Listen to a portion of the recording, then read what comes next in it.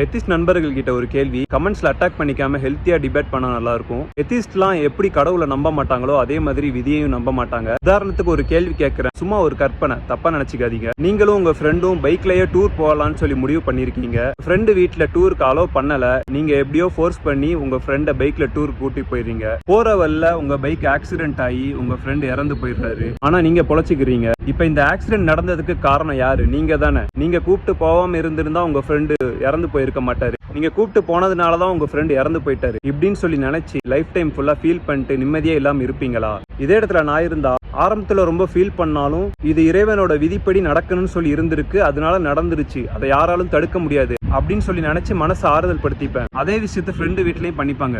ஆனா நீங்க விதியை நம்பாத ஒரு எத்திஸ்ட், நீங்களும் விதியை நம்பாத எத்திஸ்டா இருந்து உங்க ஃப்ரெண்டு ஃபேமிலியும் விதியை நம்பாத எத்திஸ்டா இருந்தா என்ன ஆகுறது? நீங்க மட்டும்தான் உங்க ஃப்ரெண்டு இறந்து போனதுக்கு காரணம்னு சொல்லி கடைசி வரை நினைச்சிட்டு இருக்க மாட்டாங்க.